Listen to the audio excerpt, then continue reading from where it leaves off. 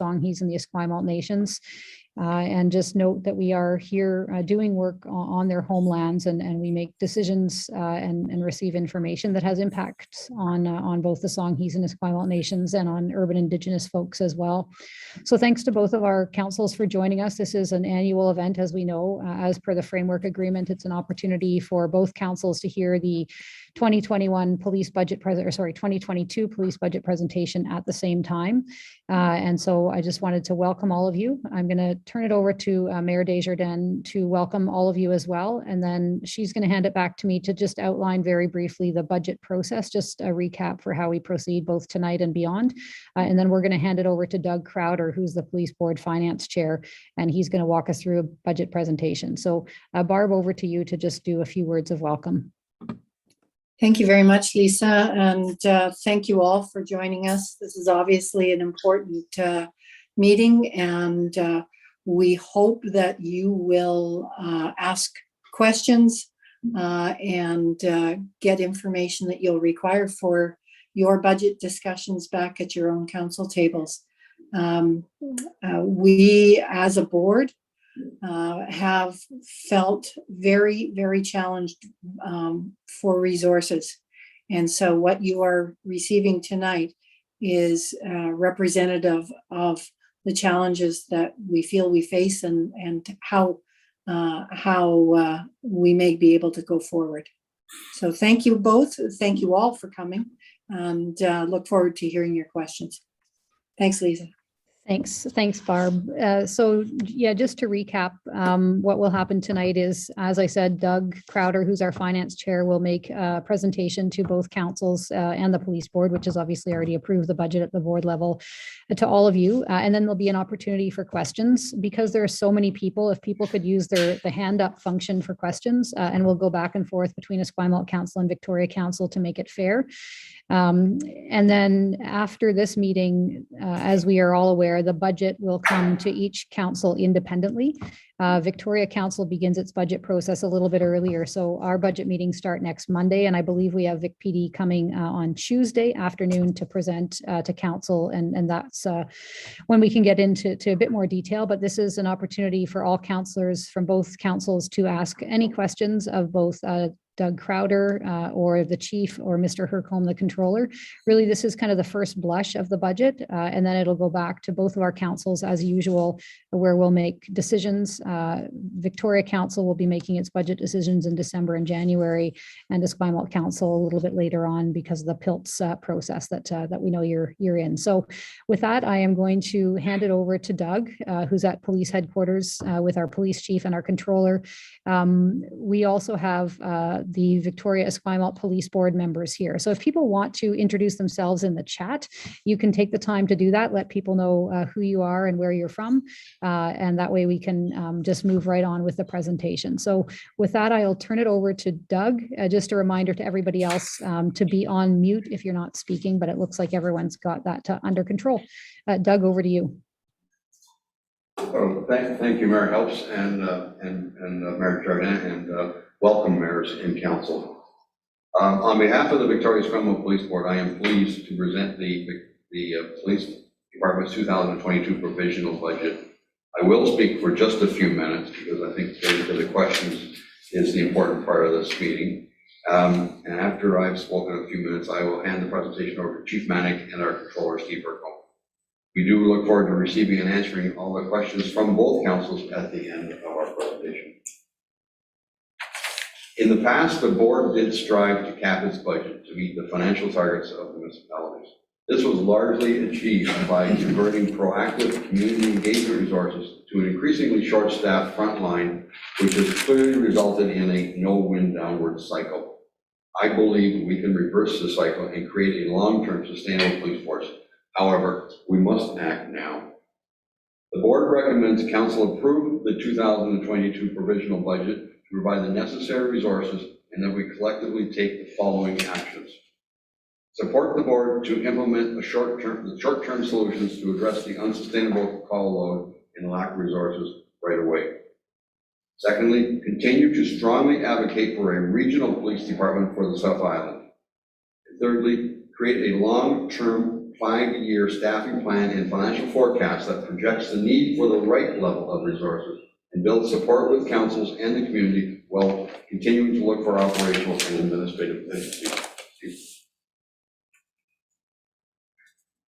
Our budget cycle started in April when the board directed the police staff to commence next year's budget process.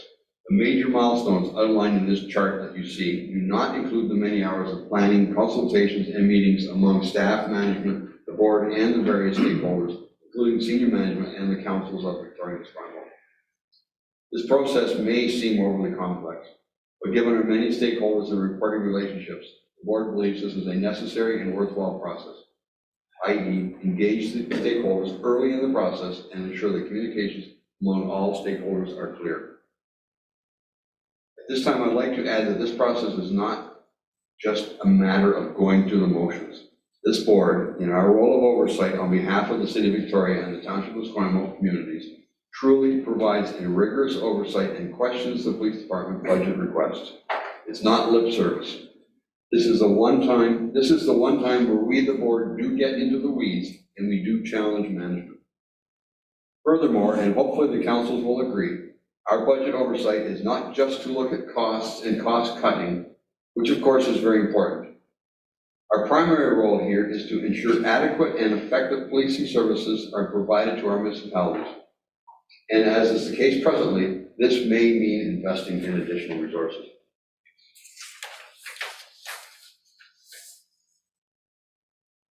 The board has continually strived to align the budget process with the Victoria Esquimalt Police Strategic Plan and its divisional action plans.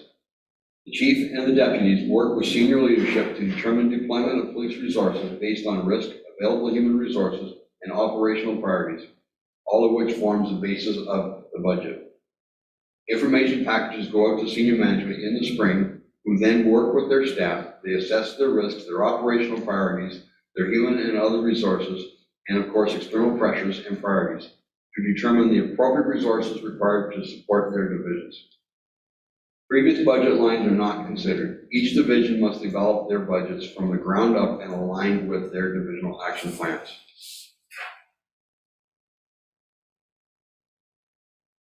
Our continued efforts to improve transparency in the police operations is included in our annual budget process.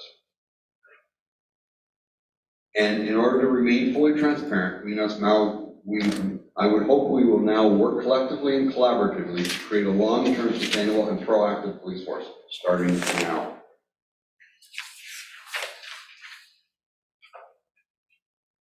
As you know, I engaged with both councils in July, and during those meetings, I heard valuable feedback which was shared with the board prior to further budget discussions and consideration. This list is the highlights of the main areas that both councils supported. Plus, the concerns expressed by council are highlighted here, all which the board agrees with.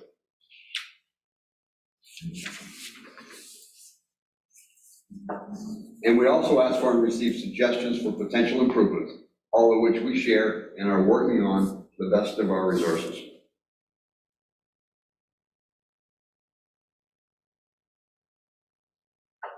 As you know, in addition to being accountable to the Victoria and Esquimalt communities through the mayors and council, the Victoria Esquimalt Police Board is accountable to the Provincial Ministry of Public Safety, and we must comply with the ministry's priorities.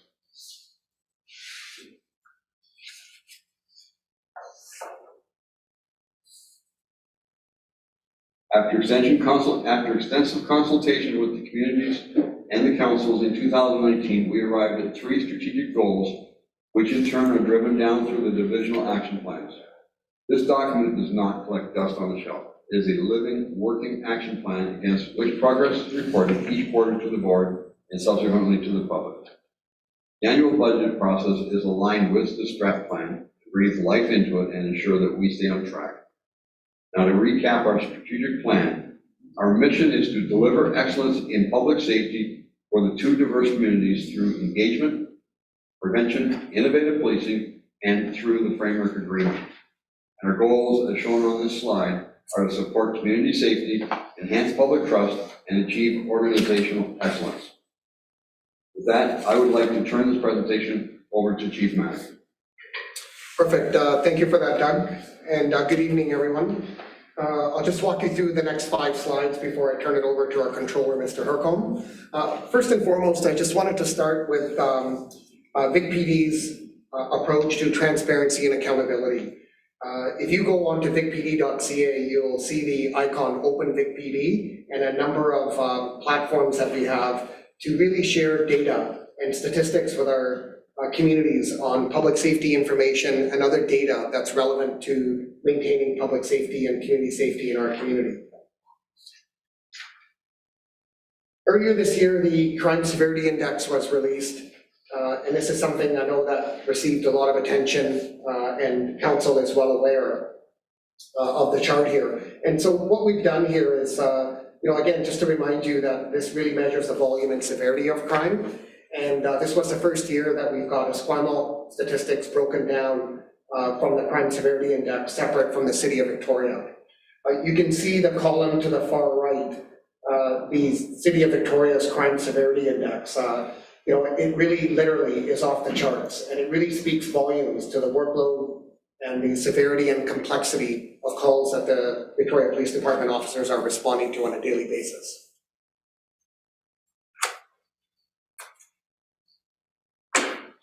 We have tremendous amounts of organizational pressures. This is just a small list and a small summary of 7 areas that I wanted to highlight.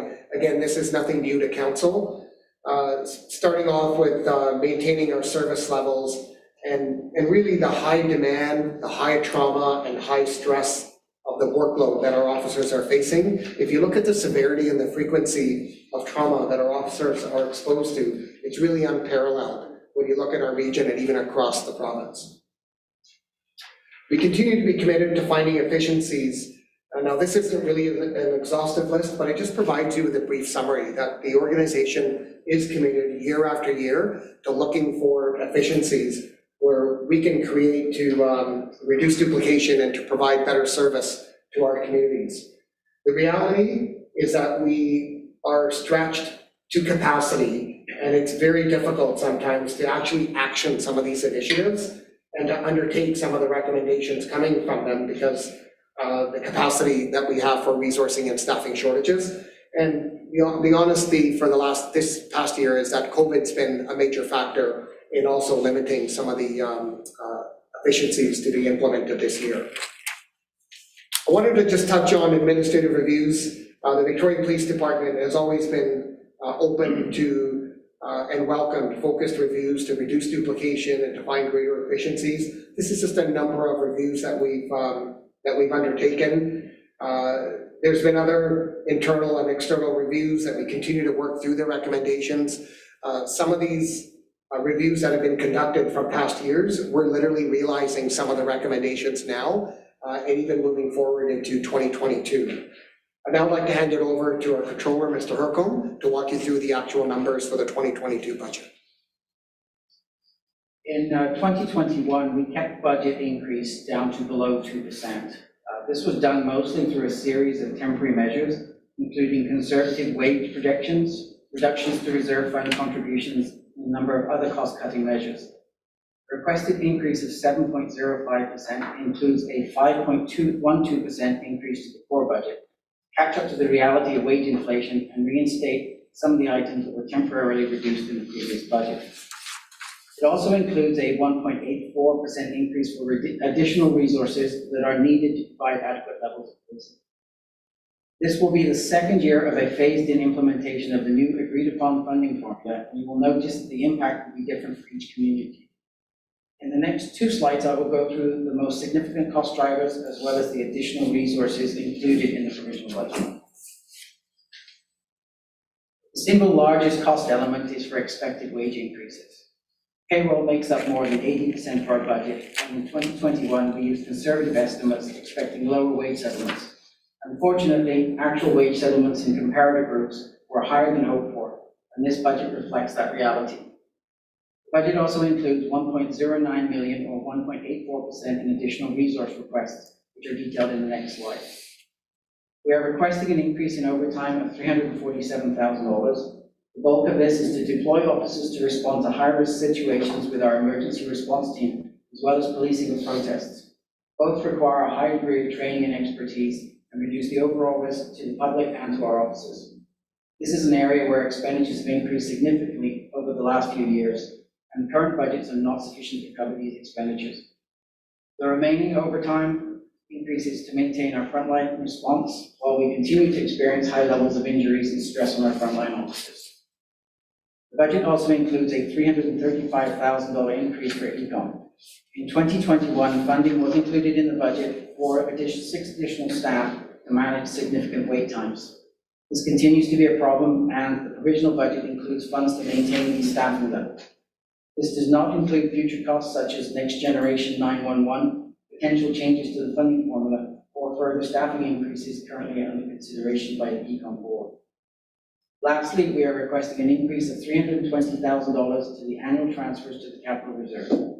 $100,000 of this is a reinstatement of amounts cut in the 2021 budget. The remainder necessary to maintain reserve balances. These funds have been depleted over the last few years, and an increase is needed to ensure we have sufficient funds to ensure operability of those assets. There are 7 additional resources included in the provisional budget, representing 6 police officer and 4 civilian positions. Business cases have been provided for each of those resources in the packages sent to the board and councils. These resource requests are included in the 7.05% requested budget increase and have been broken out separately for clarity. Rather than go through each one, I'll just pause for a few seconds just so you can go through that list.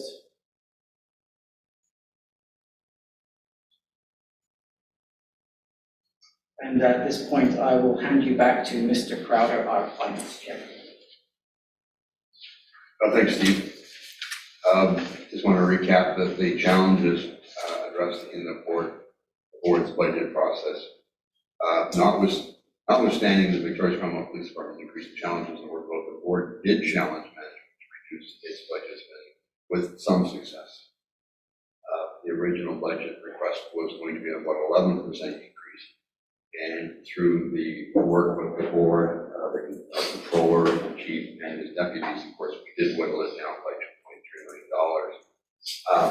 But we still ended up with a 2022 provisional budget that is $4.2 million, or 7.05% over the 2021 budget. Closing. This board, I believe, has worked quite hard to meet the Victoria's Commonwealth Police immediate needs, as well as both council's expectations, including restraining cost increases wherever possible. But I want to be clear, I don't want us to kid ourselves. This budget request for 2022 is barely enough. We will continue to be challenged to provide adequate police services in many areas, such as wait times for police response, the capacity to address the crime trends, the capacity to undertake proactive policing, our capacity to offer crime prevention services, dealing with the limited resources impact on staff, and our capacity for innovation. However, I do consider this budget request to be a start, a critical start, and an investment in our future. We can reverse the downward cycle, and we can create a long-term, sustainable, and proactive police force that meets the needs of the entire Victoria and Surrounding communities. Starting in 2020, early in 2022, the board's finance committee will lead an initiative on behalf of the board to create a long-term 5-year staffing plan along with a financial forecast that projects the need for adequate resources to build a strong support with both councils and communities going forward. At this time, I would like to hand this presentation back to Mayor Helps, who will then welcome questions and comments from both councils. Thank you very much. Thank you very much, Doug. We've got an even split so far. So I saw Councillor Andrew first and then Councillor Armour. And I'll just let people know, I did put in the chat, if you don't know where the hand up function is, if you just go over to reactions And then you can click on reactions and it'll give you the hand up function. And then again, just a reminder to the folks in the police boardroom, they're very sensitive microphones. And so anything is caught, just paper shuffling and this and that. So we'll just try and be mindful of that. So Councillor Andrew, you have the floor. Go ahead. Yes, thank you. Thank you for the presentation, everyone. I really appreciate it. A question to the chief. Can you, given the situation we're seeing in Victoria, you've been collapsing various integrated units. Can you reasonably police the city of Victoria with these increases? As Mr. Crowder commented, as Chair of Finance, this budget is a bare bones budget. And if you're asking me if these resources are adequate, as you are well aware, we've collapsed a number of other positions, recalled officers from seconded units. I would need significantly heftier increase for frontline officers to be able to provide the needs that our community is asking for and the demands that are placed on our officers. We've already collapsed, as you're well aware, our school officer positions. In the past, we've collapsed our crime reduction unit. And in many ways, the level of crime and the demands on our officers is more than it ever has been. So it is very challenging, as Mr. Crowder commented. So I understand under the framework agreement, each municipality can request additional resources. What would you need from the city of Victoria to police the city effectively? You're absolutely correct that the framework agreement does have a provision which is called an opt-in clause. So if any one municipality wanted to request additional police resources, they have the ability to do that under the framework agreement. This request can only be initiated by council. So I would say that, if you're asking me how many additional officers we need, if I'm able to do a quick analysis off the top of my head, in addition to what we've asked for the 2022 budget, if I'm looking just at our patrol division, which is responding to 911 and emergency calls for service, I would say that I could use an influx of an additional 18 officers and a number of civilians, perhaps up to 5 civilians, to be able to enhance the service that we're currently unable to provide. Thank you, Chief. Now, you say that's off the top of your head.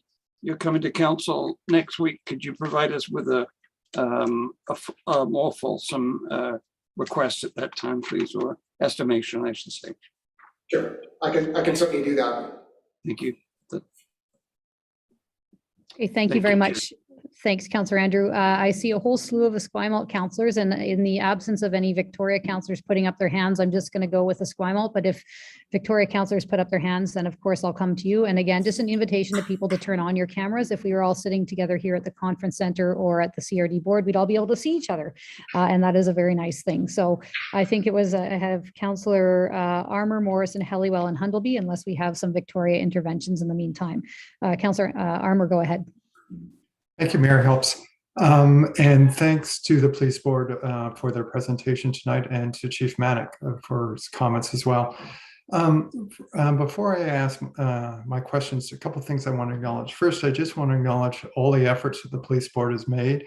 I know it's been very difficult times, with the Chief Manick's pointed out the crime severity index. Resources have been stretched, and so I'm very sympathetic to the plight that the police force is facing, and to the efforts of the police board to try and address this. I'm also sympathetic to the board and to the police force for trying to provide policing services to two very different jurisdictions. Victoria, of course, is the downtown, includes the downtown core for all of Greater Victoria, all 13 municipalities. And as a consequence, often is facing a lot more in the way of challenges around public disorder and crime than some of the neighboring communities, including Esquimalt, might be facing.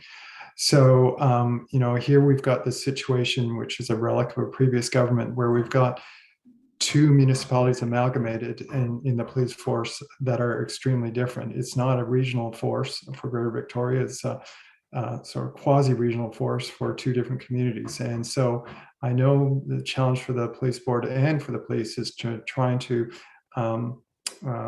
devote the appropriate amount of resources to an area with a downtown core and then more of a quieter bedroom community. And that is always going to be a challenge. And so it's based on that I pose my questions. I note that in the request for additional funding, the additional resources, the 6 additional positions, constitutes a 1.84% increase in the budget. And then the overtime for patrol and protests is another 0.59% increase in the budget. And so my question is, reflecting again the difference between the municipalities, and I know this is going to be hard to estimate, but I am wondering to what extent those additional resources, in fact, are going to be almost exclusively devoted to Victoria. I mean, I look at the protests component alone. I'm not aware of protests occurring in Esquimalt. Certainly, there are a number in Victoria, and that's a portion of the 0.59%. But of course, under the framework agreement, Victoria, the Township of Esquimalt is responsible for covering around 12-13% of those costs. But I'm just not sure that the additional resources required for the positions and for the overtime are going to be going to Esquimalt in proportion to the amount we pay for those costs. So not to say they're not needed for Victoria, they're not needed for the police, but I just question whether we need that amount for Esquimalt. So I welcome your thoughts on that. Sorry. Sure, thank you. Thank you for your question, Councillor Armour. I'm going to start and I'm going to ask Mr. Hercombe to provide some context and some details to the numbers. I'll first start with your question about the resource request. So as you're well aware that the framework agreement in Appendix A lists the dedicated municipal divisions. And in there, there's a delineation between what those dedicated municipal divisions will have for staffing. And so the framework agreement, although it's not ideal, only covers a small segment of our staffing, and that's only those resources within those dedicated municipal divisions. The resource requests that we're asking for the 2022 budget fall outside of Appendix A and would be generally considered shared resources. As for the overtime, I know that we've got significant pressures, as you're more than likely well aware, on our front lines, which impact both police divisions, whether it's the Esquimalt division or the Victoria division, to backfill officers who are injured or off duty to be able to just meet our minimum staffing levels. So I believe that a number of, and a portion of that overtime request for the 2022 budget will fall into that. Also, you're well aware that we have had a significant number of protests, and you're absolutely correct that those protests are primarily within the city of Victoria. We're also successful in recovering over $180,000 last year in a number of protests that we had in and around the legislature. So there was some recovery of costs for the protests last year. Now, I cannot guarantee that that will be the case in 2022, but certainly that's an option. So here I'd like to call upon Mr. Hercombe just to kind of maybe talk a little bit about that the $347,000 increase in overtime and where perhaps those pressures are anticipated as to how we came up with that number for 2022. Sure. So the 347 is actually a net increase. So $100,000 of that is the net increase in overtime to backfill patrol. And that's just based on our experience that we're seeing right now with the number of injuries. We're projected right now to be about 100,000 over budget on that. So this really is just to deal with the issues that we're dealing with now. You know, obviously patrol is a resource that's allocated where it's needed within most jurisdictions. The other one, you'll see I don't know, in the material that we were sent on page 14, you'll see the history of the emergency response and public safety. I just want to note here that the most significant of those two expenditures is the emergency response team activations. And that is a specialized unit that does respond to both jurisdictions. We have traditionally very much under budgeted these expenses. These expenses are happening, whether we budget for them or not. They just have to be done because these are based on risk assessments and high-risk situations. So you'll see there historically, in the last few years, those numbers have been increasing. Last year, the total cost was $473,000. I pulled our numbers year to date this year. We're already at $450,000 for expenses. Most of that is actually ERT activations for the emergency response team. So really, I mean, it's hard to separate out. The framework agreement doesn't really allow us to separate out these, as they are both core responsibilities for the police department. However, we have seen significant increases, especially in the emergency response team activations in the last few years, and we're seeing that continue. So Mayor Helps, if I just may make a quick follow-up comment. So I guess my point is, and I know it's hard for you, well, it's extremely hard for you to bring forward data on this. My point still remains, I'm not questioning the need for the overtime.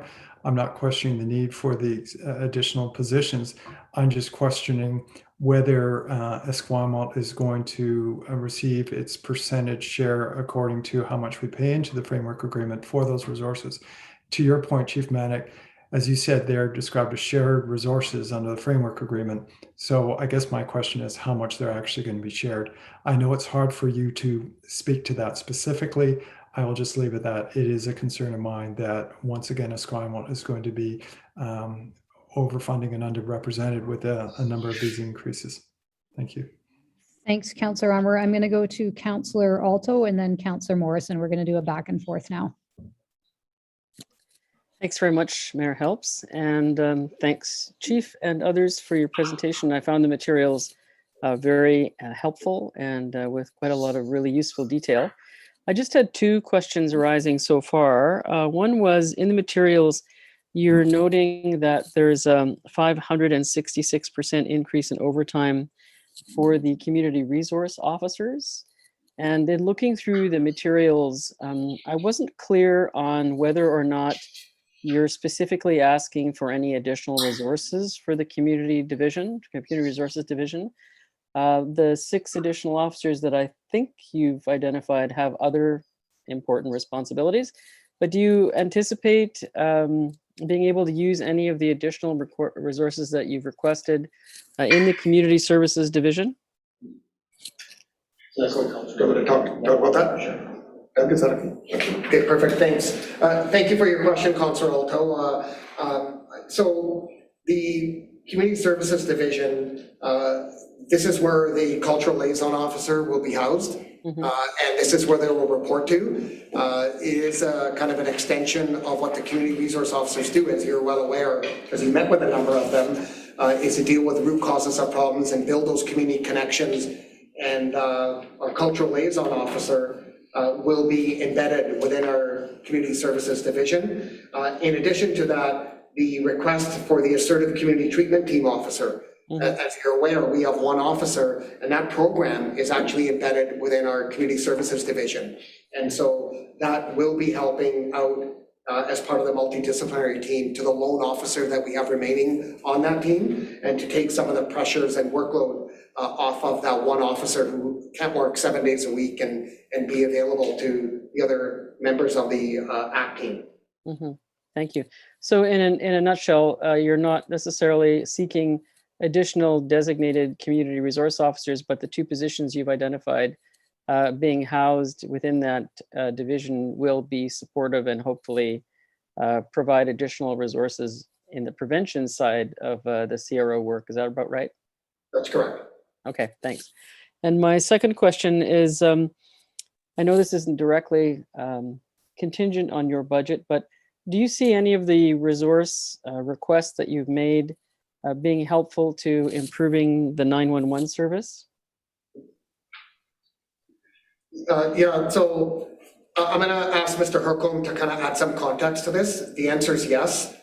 You saw that our request for the 2022 budget is a $335,000 increase, a 0.57% of our budget for the South Island Dispatch. Now, part of that is for staff commitments and salary increments as well. I know that There's an internal review that the ECOM has conducted. There continue to be some challenges in response times and people being put on hold. And we want to make sure that those are addressed. Our community needs to have confidence that if they're calling the police, whether it's an emergency or a non-emergency, but they're reporting a crime, a detriment and a barrier to calling 911 or reporting a crime should not be the fact that people will be put on hold and that they're not gonna now report that crime. So just to ask Mr. Hercombe to provide maybe some clarity on that request for 2022, and if I've kind of covered off the basics of it. Sure, yeah, so as the chief said, I mean, a large portion of this is wage increases. There were some significant arbitrated wage increases at ECOM that have had an impact last year and this year. Last year, we did fund the 6 additional staff that ECOM had requested to keep that minimum service level going. I believe the city may have done that through one-time funding for their portion. Our budget basically includes that being permanent, would be the increase of the 6 additional staff that they currently do have. It does not address, I know there's an operational review, and I probably Deputy Chief Watson probably speaks to this more better than I can. I know there's an operational review that the board, the ECOM board is considering that does have recommendations for more staffing, and those are not included in this. So I will not address the additional staffing requests that are basically under consideration right now with ECOM. Thank you for that. And just for one quick follow-up, can you remind me when that review will be completed? And when it will be shared with council? Sure, Councillor. So the review at ECOM has been completed, both for the Vancouver Island Centre and for the Lower Mainland Centre. There are recommendations for increased staffing. What that's actually going to look like and how that's going to manifest in terms of requests for additional staff or funding to all agencies, including Vic PD, is still being sorted out. One of the things I will point out, though, is that some of the impacts around call delays at ECOM does, at least since about May, have to do with the 911 calls coming into ECOM and then having to be transferred to the ambulance, and then ultimately those calls sitting in the queue with ambulance with insufficient either ambulances or dispatchers on BC ambulance side to address that incoming call load. The net effect of that is when the call comes in, the call takers are not permitted to release that call until it's actually answered by a dispatcher, which means that other new calls coming into the queue are therefore delayed. So these are things that are being worked out with some level of, well, significant level of urgency with ECOM and the various different groups that are advising them. Thanks for that. And just, sorry, I thought I was a final question, but I keep thinking of things as you're answering. Those recommendations on that report, now that the report is completed, when do you expect to see them in sufficient detail to be able to assess what actions might be forthcoming? That report is the property of ECOM, and so ECOM would have to make that determination. I do know that there's some meetings coming up within the ECOM infrastructure in the not too distant future, including next week, that I'm hoping that there'll be some clarity both for ECBI, which is our local center, and beyond. Okay, thanks for that. Those are my questions for now. I may have some later. Thank you. Okay, and if I may, Mayor Helps, can I just add a comment to Councillor Alto's earlier question? Yes, go ahead. Okay, perfect, thank you for that.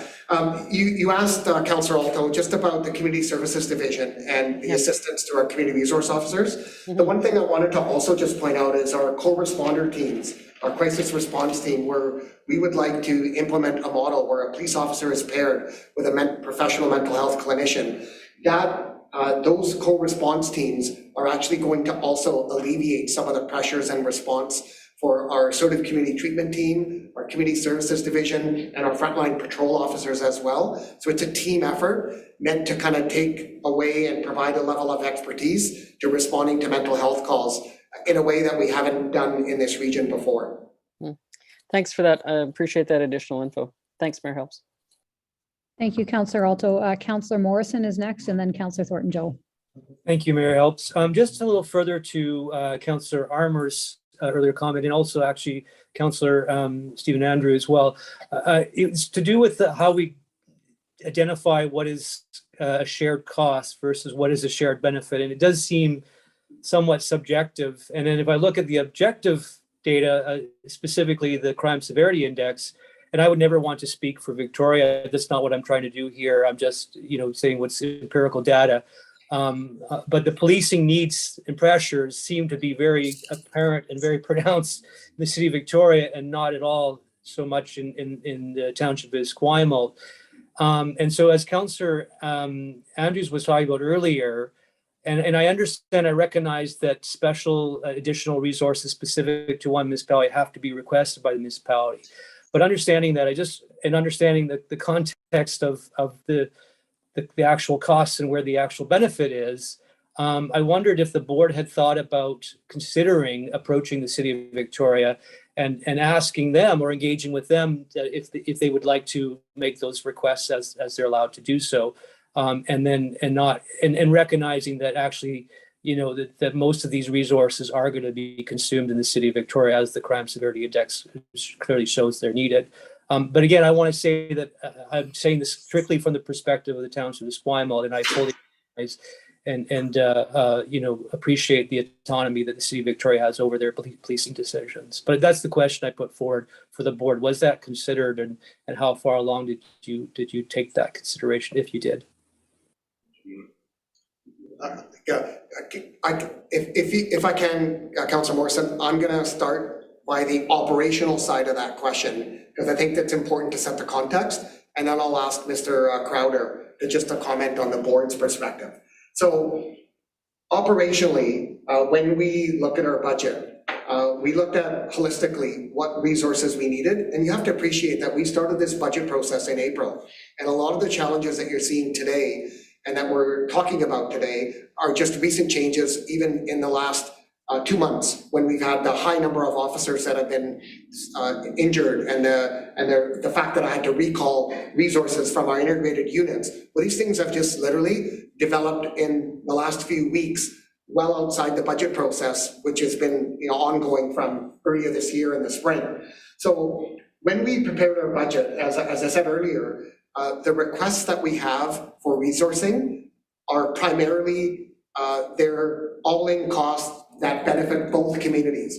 The framework agreement, and I think that I'll let the board comment on what their views on it, is it's not ideal, but it's a document that we're living with, and it provides some direction and some guidance into how the board, myself as a police chief, and how the municipalities are going to be governed when it comes to policing services. So the framework agreement does allow for opt-in clauses, but it's not ideal when it comes to the breakdown of overtime, as was asked earlier, as what the costs are. The framework agreement didn't anticipate that, and nor does it allow for deviation of cost apportioned to each municipality. So the framework agreement, we're living with a document. It provides some guidance. It's not ideal. And our budget request specifically addressed some of those issues, which addressed both Victoria and the township, which is why the budget is presented in the way it's presented to both municipalities. I don't know if you want to comment. Yes, thank you. And I will add to this, Councilor Morrison, a bit. I think, first a caveat, I'm certainly not an expert on the framework agreement, not been around that long, maybe a little over a year now. But I will add to echo what the chief said, is that it's a very imperfect document. It's imperfect by necessity. It can't be made perfect. When you deal with the core resources that are in our budget, and we can debate forever as to what's core and what's not core, but it's really supposed to deal with these are core resources that to one degree or other benefit both communities. Now, and again, it's not something we can debate as to what extent. I mean, the framework agreement looks at the overall, Esquimalt 13%, I don't remember the exact number at the moment, and City of Victoria is 87%, but there could be line items that it's like Esquimalt's benefits maybe 1% to 99%. I can't really tell, but I mean, when it was looked at by Doug McClard, it was the overall, he had to deal with an overall of the core budget and the operations of the police force, not trying to pick apart each individual line item or for each resource requirement for the police department. That's an impossible task. Interesting enough and ironic, and this is not well, call it a plug if you want, I don't know. But I mean, one of the biggest uphill battles we've gotten, I mentioned it before in my message in this presentation, or in the budget package as well as earlier on in the presentation, is that advocating for a regional police force on the South Island, how difficult that is remains to be seen. But right now, if we're a regional police force, it's with 2 municipalities rather than 3, 4, 5, 10, or 14. And the more municipalities you include in a regional police force, the less it matters that it's imperfect, because the curves or the percentages get smoothed out over all, more and more municipalities. So it's glaringly apparent when you only got 2 municipalities that are quite different in their makeup and community and demographics. We know that. But it's what we've got. It's what we have to work with. In the budget process we're going through right now and dealing with the core budget, and which what we're talking about, plus additional resources, is from the police board's perspective, we can only deal with it in this total. We can't deal with the individual 2 municipalities. It's impossible for us to do that. I was appointed to this board by the Township of Esquimalt, but my role here is to act on behalf of the entire board, not just Esquimalt, as you know. And you're not asking me to do anything other than that. But it's just to illustrate how difficult or impossible it is to make this perfect or fair to all players at all times for every line item. But I understand your point, don't get me wrong. And for other additional resources, yeah, there may be some specific to the city of Victoria that they may want to ask for specifically. That is yet to be determined. But the core resources and plus the additional resources we've asked for this budget are dealt with in their entirety. Anyways, sorry for the rambling there, but I think hopefully that sort of answers your question. Yeah, no, it's definitely an imperfect framework agreement, no disagreement there, but I also think we need to recognize it's a very imperfect budget process as well, and budget situation for both. So thank you, Chair. I have other questions, but I imagine others will ask those questions. Thank you. Thanks for your generosity, Councillor Morrison. I'm going to go back to Councillor Thornton-Joe and then to Councillor Helliwell. Thank you for the presentation and the report. A few of my questions were somewhat asked, but I just want some maybe clarification. And it may be looking at the budget ahead, but also just understanding where we're at right now. And I understand the request for 1 ACT officer, which if I understand, we had 1, we wanted to go up to 3. I think we did increase for a bit for a pilot or for I think 2 years, and then we went down back to 1, and now you're asking for 1 more to make it 2. Is that my understanding? Yes, that's correct. We had 1. Yeah. We put in for a pilot for 2 additional, which we did. So over a period of time, we had 3 ACT officers. And because that wasn't supported, we went back down to 1. And then now we've just realized that the pressures on the lone officer remaining amongst the 4 ACT teams is just the workload is just too heavy. So Chief, my question, you say the workload is too heavy. Is there any evidence that says that because we went down to 1, more clients or did not get the supports that they may have needed that may have attributed to increased calls in the last year? That's correct. That's what I've been hearing, that, I think councils are well aware that each of these ACT teams, these multidisciplinary teams, have over 80 individuals that they're serving. And there's 4 teams within our region here. So that's over 300 individuals with severe and persistent mental illness of varying degrees that need varying levels of support. Now, I'm not going to tell you that all of them need a Vic PD officer, because they don't. But there's many individuals who, for safety reasons, many of our doctors, nurses, and mental health clinicians and social workers need their safety to be protected, and they need the police to be there in a support role. And so when that occurs, we have 1 officer. It doesn't account for their holidays, their leave, their time off.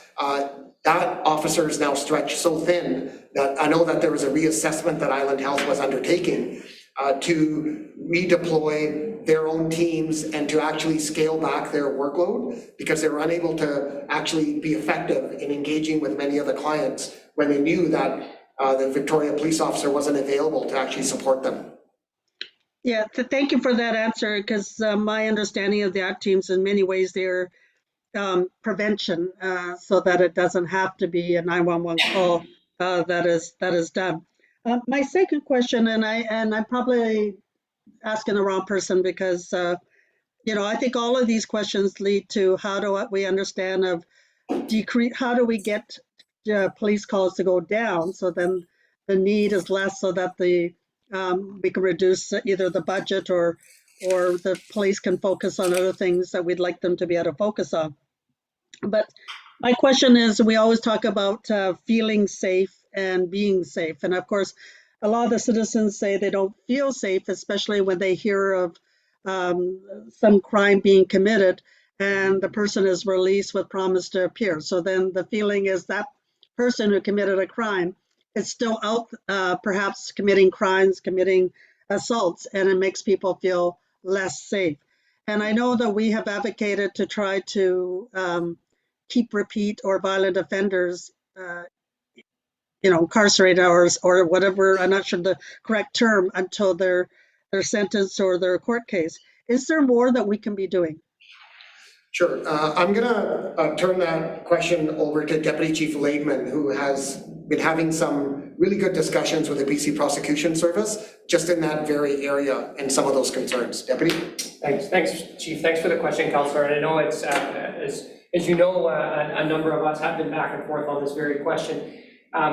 There's a provincial Crown Police Liaison Committee, which I co-chair with Mr. Peter Jupp, QC, who's the Assistant Deputy Attorney General. We have flagged this a number of times on the agenda. It's on the agenda again next week.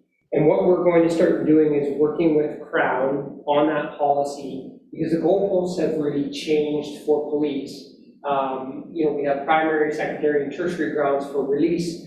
Various things have to be met before the release, but now we actually have to start with, when we make an arrest, our first option is release. Then we have to build a case to release with restrictions on some liberties at the minimum possible, build a case for further restrictions, all the way up to building a solid case for detention. This is a bit of a shift for sort of our traditional model. So this is something we're discussing. We're going to work with Crown on what are our new goalposts and how can Crown help us with new guidance for how we navigate Section 493.1 of the Criminal Code, which really is, and I say the code, it's the Criminal Code, which we all have to abide by, and these are the changes from C-75 that we have to live with. So how do we live with them, and how do we navigate so that the public has some comfort in how we do business, and also how Crown does business according to the new changes in the code? I know that's a long-winded answer, but I'm going to have to stay tuned on that again. And I fully expect to hear more questions from Mayor and Council on releases that we'll be doing in the future.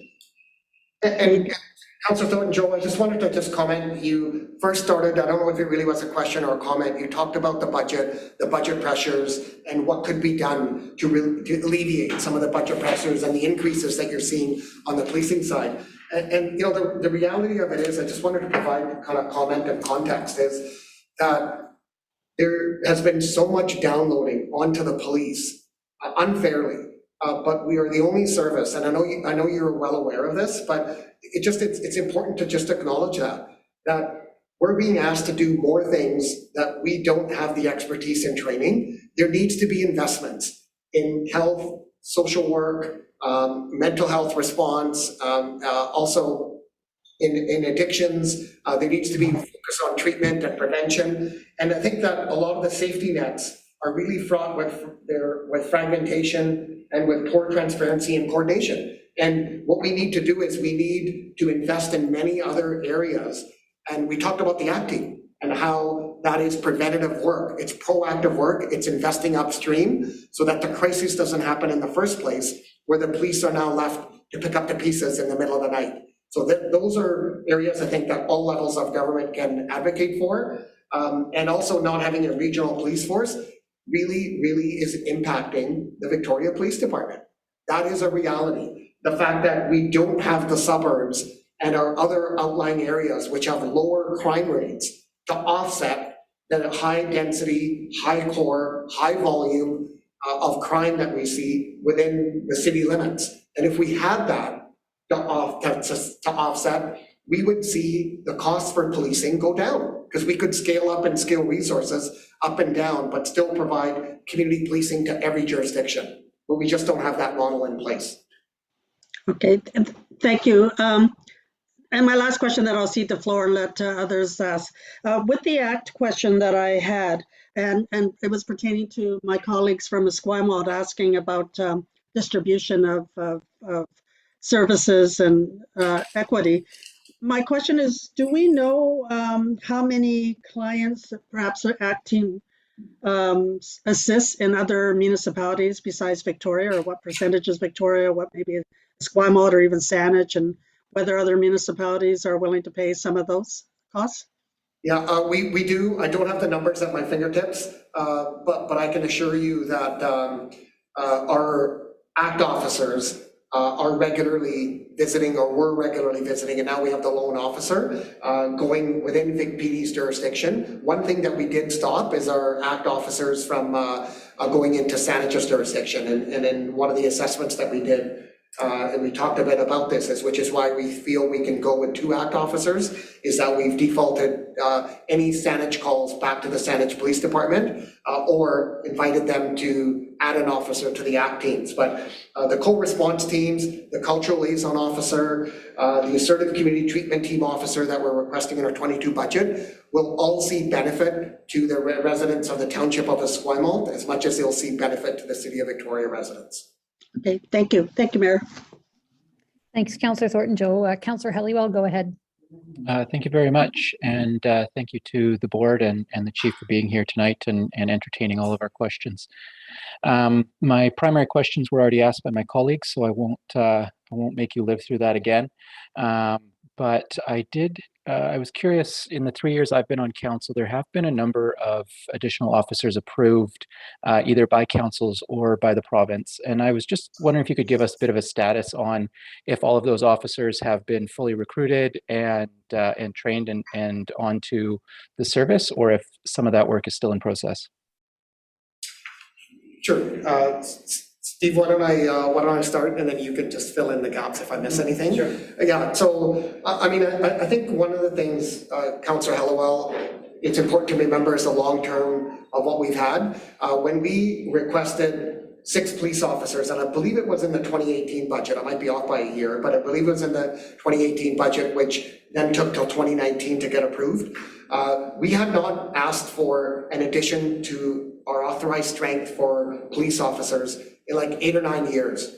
So here we were, and really, it should have been incumbent upon us to be asking for resource staffing increases every year, so that any one year, it wasn't going to create a challenge. Those officers have been hired. The challenge is that I've got significant number of officers that are off on physical injuries, occupational stress injuries, that those 6 officers that have been hired have been depleted quite quickly through resignations, retirements, and offset through injuries. But we are at full complement into that those officers have been hired and have been deployed. Yeah, so when we got the 6 officers at the same time, we lost the 2 ACT, so we went up a net 4. And where we're seeing a lot of our problems now is the work safe, time loss injuries, and the accommodation. So even though we have those police officers, they're not fully deployable. And that's where we're seeing our problems. So, I mean, I think last year we had like 14 to 15 equivalent to full-time employees have lost hours due to work safe time loss. So that's where we're seeing those pressures. So even though, you know, our police numbers aren't going down, our actually deployable hours have declined in the last few years. Okay, thank you. And you have partially answered my second question, which was if you could remind me your authorized strength and how many officers you do have off on injury or leave for one of those reasons. Sure, I can provide that context. So our authorized strength is 249 police officers. And we currently have 52 officers that are off for one reason or another, and there's a multitude of reasons. I will tell you, out of that 52, 17 are new police recruits that are in various stages of training at the police academy. If you take the 17 off of the 52 absences that we have about over 30 to 35 officers that we have off on some type of physical injury or occupational stress injury or other types of leave. Okay, thank you. And just my last question stemming from that, appreciate that asking for additional officers is one of your primary ways to reduce workload across the force and address some of these stress injuries, occupational health and safety, those sorts of pieces. What other strategies are you implementing from an operational perspective, or is the police board discussing to try and support the officers either on leave to return to work or those currently at work to try and minimize occupational health safety concerns? Sure.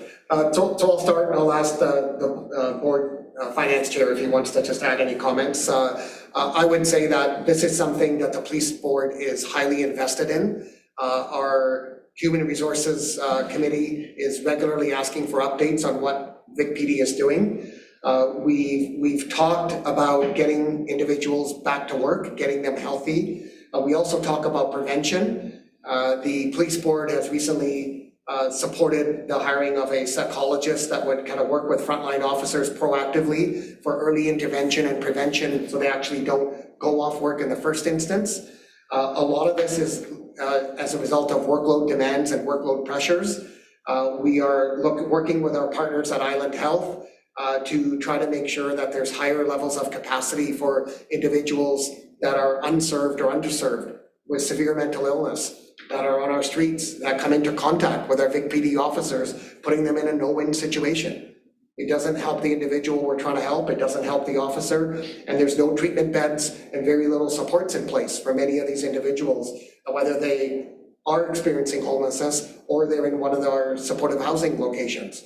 So working with WorkSafe BC, working with our psychologists, having plans in place, and having a wellness strategy that we're kind of working with our human resources division and getting people back to work at the earliest opportunity, but also keeping our people healthy is a commitment I know that the board and the department are working on together, and our human resources division is working extremely hard to try to initiate and to include and implement as many resources as we can. And of course, graduated return to work. As our officers are getting healthy and return to work, we're putting people in an area where they can succeed and gradually return back to work to full time to be able to kind of help to offset some of the call load and the call load pressures that we have.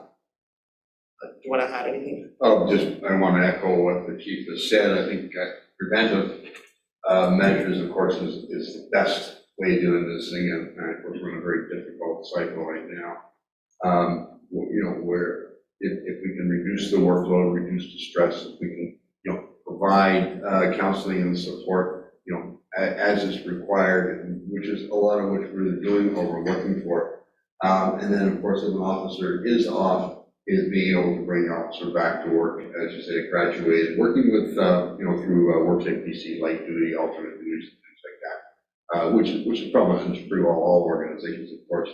But, my thought is, of course, as you're a frontline police officer, you're really facing a lot of the stress and the high workload and the danger and everything like this.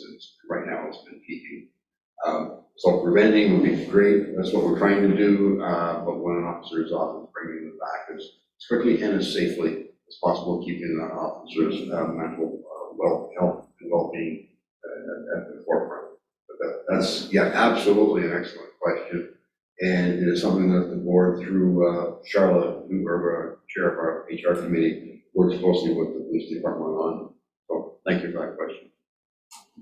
Okay, thank you very much. And I'll just conclude with a quick comment that Chief, you had responded to Councillor Thornton-Joe's question, saying that you had some statistics around where the ACT team officers' time had been used.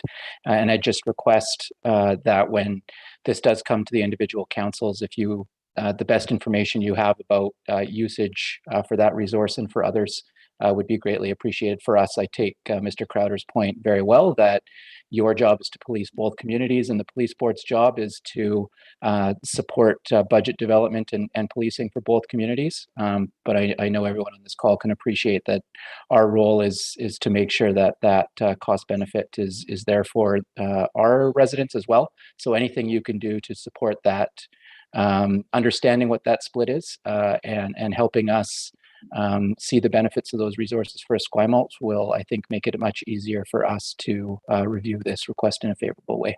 And I'll leave it at that. Thank you. Thanks, Councillor Helliwell. That's a really good point. If that ACT information is indeed available for Victoria, Esquimalt, and even Saanich, let's get that information when it comes to our councils. I'm going to follow the process that I set out at the beginning. I'm going to go to Councillor Andrew to keep the Victoria Esquimalt thing fair, recognizing though that Councillor Hundleby, you haven't spoken yet, so I will come to you next. But Councillor Andrew, I'm going to go to you next. Thank you so much. Just to clarify on that ACT point, how do you record that information, the number of times that the ACT team is deployed into whether it be the city of Victoria or the town of Esquimalt? I don't have that recorded, but that is data that we'll be able to extract by doing some data mining, and I can come up with some rough numbers and some percentages about where the ACT officer, the loan officer, is spending a lot of their time, and how many ACT clients are actually residing in the township versus the city. I think is another thing that might be advantageous for both councils. How would you deal with that if it came into, say 14% of the time you spent in Esquimalt, and then all of a sudden we had a jump in the number of clients that were in Esquimalt? Would the ACT teams then limit their involvement in Esquimalt after you hit that percentage? No, not at all. And the framework agreement, one of the things that I actually like about the framework agreement is that it gives me as a chief of this organization some autonomy and flexibility in scaling resources where the need is greatest required. And that goes for police operations, any critical incidents or major calls for service where there is an opportunity. And as a police organization, it makes no sense to anybody that there may be police resources that are available across a bridge, but there's a document that doesn't allow them to actually help their colleagues in the case of an emergency. So the same thing and the same principle applies to the ACT program, where our ACT officer would go back and forth within VicPD's jurisdiction. And is it going to be aligned exactly to the percentages of what the funding, the budget allocation formula allows? Probably not. But I know just intuitively, and speaking to our ACT officer and our Inspector Jones in the Community Services Division, that there is a fair kind of apportionment and allocation, that both communities are benefiting from the expertise and the role of the ACT teams, including our ACT officer. Just in general, Chief, I've witnessed police dealing with people in a mental health crisis, and it seems to me that you wouldn't be able to generalize, even by the number of calls, how long it would take for each call to complete, because some can be relatively quick, and others, I stood and watched for half an hour, 45 minutes to try to de-escalate. So you wouldn't really be able to appropriate the amount of time that each ACT call takes. Am I correct?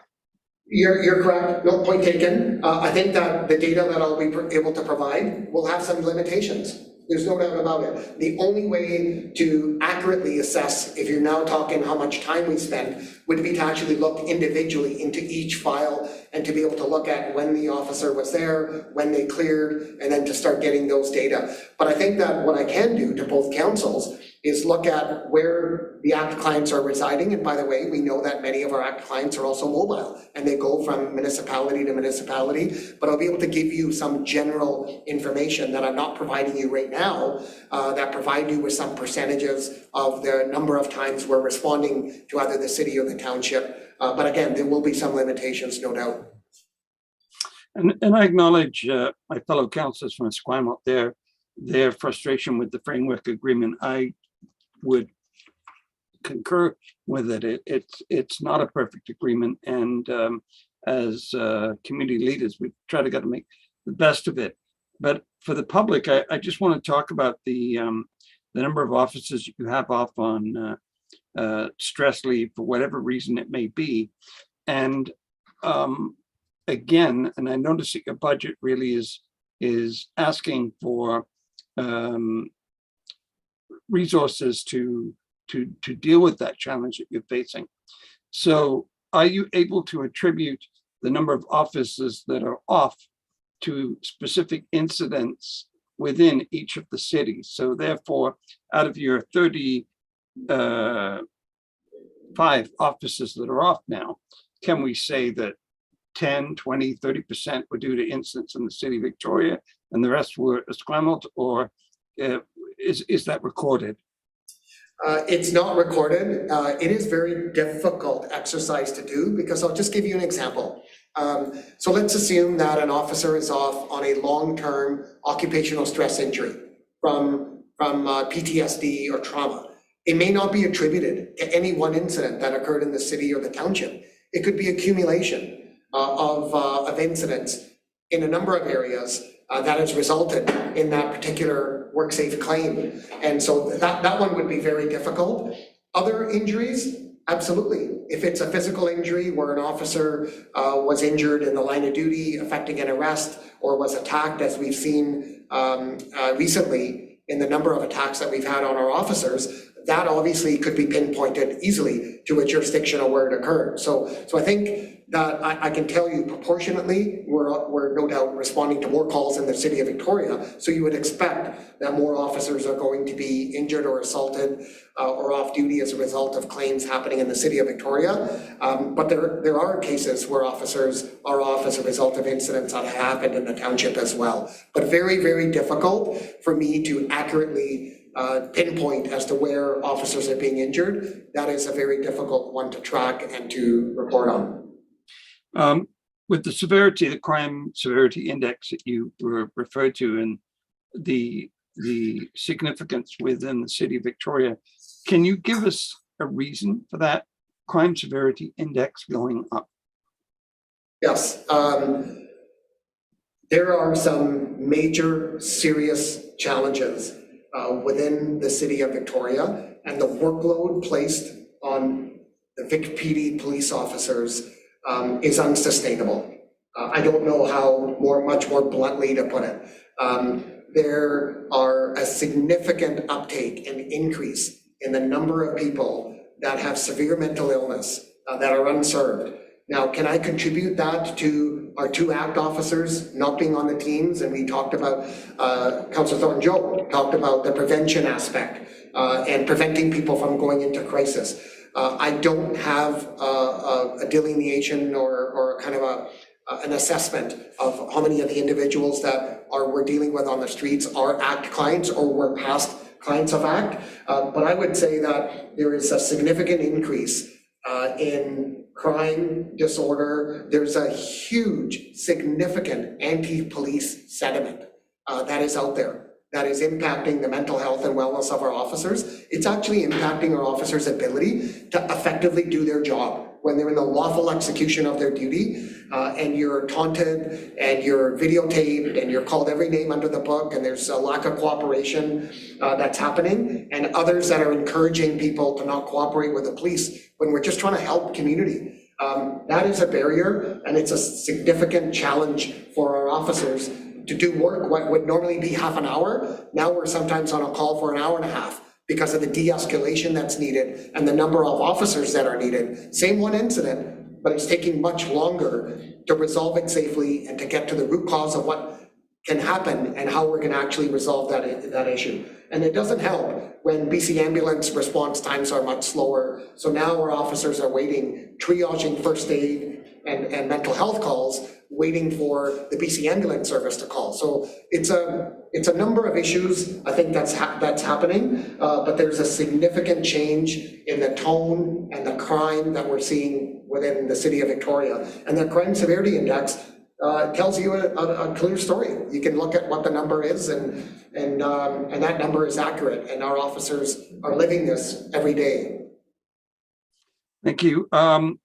I do have a question about negotiations with the union, and this may probably be better for the chair.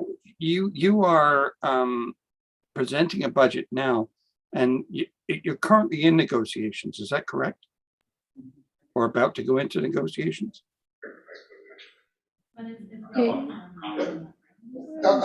Yes, this is what happens each year, but Chief, if you want to go ahead, we're not currently in negotiations. We don't really generally talk about negotiations in an open meeting, but we're not currently in negotiations. We'll be going into negotiations soon. Every year that's often the case with the budget, especially we did a rollover last year, but I don't know if anyone at the department wants to add more. My only thing with that process is, Mayor Helps, and I'm just trying to get my head around it. It's kind of like I'm going to use an analogy, going into a poker game and showing your cards before you play the hand. Yeah, that's the unfortunate situation that we're in on a year-over-year municipal budgeting cycle. I don't know if this is normal. We always face this in negotiation years, but as Chief or Deputy Chief Watson, does anyone want to add anything? Sure, I can just add something. Thank you, Chair. I want to just point out, because there's been lots of comments made about, oh, it's Vic PD's budget time, and you know, and I'll be open and transparent. I'll answer any question, but honestly, it's really, really frustrating to see that our officers are faced with a tremendous amount of pressure. The union has come out and publicly made some comments. None of this, in my opinion, is meant to drive any agenda other than to support the men and women that are doing their very, very best to keep our community safe. And they're doing it under very challenging circumstances. And so I'll just kind of leave my comments at that, including our officers. There's 8 officers that we redeployed. The 7 officers came from integrated units, 1 officer internally from our community services division to move to our front lines, including 5 police recruits that are graduating on the 5th of November. That adds 13 new police officers that we're redeploying to the front lines to fill immediate vacancies. This is not adding to the resources that we have. These were the existing gaps that we have, but my cupboards are bare. I've got nowhere else to start drawing resources from if we continue to see the number of officers that are being injured. And so this is the challenge, where we need to enhance our capacity to stock the cupboards, so we have actually proactive police department that is able to keep our community safe instead of just reacting to crime that's occurred. My final question, you mentioned before, Chief, you said 18 officers plus 5 civilians. Was that specifically for the City of Victoria, or does that include the numbers that you're requesting today to both councils? That's a great question. I would say that the 18 officers off the top of my head, and I'm going to have to refine that number when I come to both councils separately, would be for the City of Victoria only. We had Mr. Doug Lepard, who did the report and looked at an assessment of policing resources and looked at a number of factors and performance metrics in coming up with the percentages. So I would say that the officers that I'm speaking to specifically would be an opt-in clause under the framework agreement for the City of Victoria only. The 5 civilians are generally shared positions, so that would be more for both municipalities, more so gaps where we are civilianizing in a records division to help offset police resources from both the city and the township. So those are shared resources, including a return to work coordinator. You know, we've talked about that, but I don't have internal resources, but that would benefit both communities. So that would, again, would be a shared resource for both communities, not just for the city. But it's my understanding, Chief, that the Director of Police Services at the time said no to additional officers. So was that due to their review? I'm just trying to kind of get a really clear answer on who makes this determination at the end of the day, because you could say 18, council may turn around and say, well, no, you don't need them. And, you know, or yes, you do need them. And then police services could say, well, no, you don't need them. I'm just trying to get my head around where we are with this. Sure. So I'll just provide some context, and Chair, please fill in the gaps. I want to delineate the two different processes because this is really important. The board is presenting the police budget, which includes a resource request, and you've heard the presentation from the three of us that have presented the budget, including our finance chair. That is the budget. If there is a deviation from that budget and our requests are not supported, then it goes through the police board to make further decisions on what the next steps are. And there are provisions in place for immediate response to government under Section 27. Separate to that is your question earlier in this joint board council meeting about what resources the city of Victoria could opt in to support the Victoria Police Department for specific issues we're seeing around public safety within the city of Victoria. That is an opt-in clause. And that would be a discussion between the board, myself, and council. And there really is no recourse if the number isn't 18 and it's 12 or 5 or even 0, because that is an opt-in clause that is provided under the framework agreement for a municipality to support public safety and initiatives that they feel they would like to enact to keep their community safe. Thank you. Those are my questions, and thank you to my colleagues. Mayor, helps. I could interject with one comment on this. Sure, go ahead. Thank you. The questions that Councillor Andrew has asked, and several others have sort of asked as well, it struck me that many of these questions, and of course our responses, are to deal with the immediate. This is an annual year-over-year budget. We're looking at 1 year. And during this 1 year, and I think as I said earlier in the comment, is that we're trying to plug the hole in the dike for what we're trying to do. And I don't care, how you want to describe it, but and that's all we're trying to do. Every year we seem to have to do this, just like 1 year, deal with the immediate requirements, and we don't seem to want to look any further than that. Well, that's what we want to change here. I think we want to get, this is, to me, this, whatever the specific requirement, request, question, and answer is, they're all going to this budget is an investment in the long term, 5 years plus, whatever period of time we come up with. And this is where we can deal with forecasting what the frontline requirements are, what we believe we require for the proactive community support teams, innovation to make things more efficient, easier, and less expensive in the future. I'm not even going to sit here and say whether the long-term budget would be significantly higher or not. I have no idea at the moment. But I do know that, and I have to also caution myself that we haven't even discussed this at the board yet. This is something we have yet to talk about at the board level. But I'm assuming and hoping, of course, the board would support this notion of us engaging a long-term plan for what do we really need in the future and how investments we have to make and what resources we have to put in place. And in my vision, anyways, I can't speak on behalf of the board, my vision is this would actually include consultation and work with both councils for the long term, not out 1 year, but out 5 years or more, whatever it takes. That's what I keep coming back to on this thing. So I really appreciate all the questions, and I think the chief in particular is answering the questions as best he can. But I can't fail but notice that it's always dealing with the immediate requirement of next year only, because that's what the budget is, I realize. So keep that in mind if you can. I appreciate it. Thank you. Back to you, Mayor. Thanks, Doug. Yeah, I think that's one of the innovations you've brought to the board as our finance chair to really push us to look at what is a 5-year staffing plan. So everyone has that expectation set for the next 4 to 5 years. And we didn't do that this year, but we will do that for next year's budget. Okay, I'm going to go to Councillor Hunderby, then Councillor Isaac, then Councillor Braham, then Councillor Loveday. Councillor Hunderby, go ahead. Thank you, Chair. Thank you, Mayor Helps, for chairing. You're doing a great job so far. I wanted to just express my concerns about the huge increase that was the budget. I'm hearing, Chief Manick and your reports from the staff and some of the questions.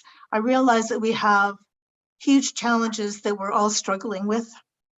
And I want to acknowledge that and acknowledge the fact that the police chief has a huge task, and the staff, his police officers, they are having unsurmountable challenges. The frustration is quite palpable. And so I really identify and I hear that. My question is around revenue. So I was glad to hear that the province has provided $180,000 for services from Vic PD. And I'm wondering what the process was to get there. Is there some way that we charge for it, or do they just sort of give it because they feel like it, or how is that accounted for? And is there no way that we can actually, is there an option, a process that Vic PD can use to get other funds to help us with this huge increase in budget? And clearly it's because of things going on at the legislature and some of the things that haven't been done by the province. Mental health is one, and the opioid crisis. What can we do from the policing side to help our budget from the getting money from the province? I'm not sure who to direct that to, so I will ask whoever can answer in some way. I would appreciate it. I'll start. Thank you for your question. I'll start off by answering the second part of your question first, which is, I think that both councils are quite well versed in the challenges that we see from all levels of government, and continuing to advocate for mental health services, mental health supports, additional, making sure that the downloading doesn't continue to happen. We need investments in every area so that the police aren't left responding to everyone else's failures and working in a fragmented system. So I think that continuing to advocate for that is critical. I think continuing to advocate, although I'm not realistic that we'll ever see this happen, but for a regional approach to policing in this region is advantageous. And I think that it continues to be something that I think councils can assist with. As for recovering costs from the BC legislature, we have a memorandum of understanding between the Victoria Police Department and the BC legislature. We are signatory to that, and the BC legislature provides the Victoria Police Department with $50,000 annually, which we contribute to our budget, mainly towards public safety initiatives for the BC legislature. There is a clause in that MOU which allows for the Victoria Police Department to, in exigent circumstances, to approach the BC legislature to recover additional costs. And it is under those means that we went to the legislature and made a request due to the frequency and the number of protests that required an extraordinary amount of police resources. And so I'll just turn it over to Mr. Hercombe to pick up from there and finish answering that question. Yeah, sure. And in that particular case, I mean, Chief Layton would have to wrangle for quite a bit to get that money. It was limited to the resources that were deployed on the legislative grounds. Yeah, unfortunately, we do, wherever we can get funds, we will get funds. Unfortunately, the number of avenues available to us are limited, but in the budget, you can probably see there's a couple of spaces there where we have managed to get funds to actually subsidize some civilian hires in specific tasks. So I know we've managed to get some money from civil forfeiture, and I know that every year we do manage to get money back for certain types of operations through provincial funding. ECI is another example of where we do manage to get some money back. So it's not a lot of money, it's nowhere near what we need, but where we can, we certainly do try and get government funding wherever it is.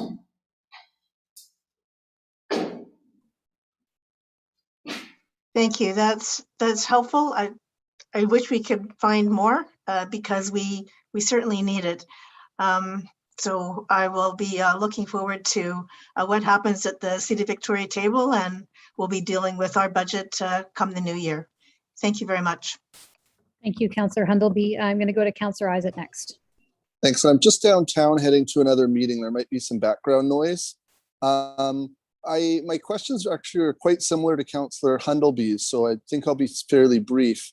But just wondering, theoretically, if Victoria Council were to entertain a 12% increase, which sounds like some discussions are going, Question, I guess, to the chief or the co-chairs. Isn't there a risk that that would have the effect of taking the pressure off the province, and that all the advocacy that the chief just referred to in terms of having the province fulfill its obligations in terms of mental health services and other services, why would they act if the city essentially just opens the money taps and throws the biggest sort of increase to policing that's occurred in the past generation or more? Chair, did you want to go first, or would you like me to answer?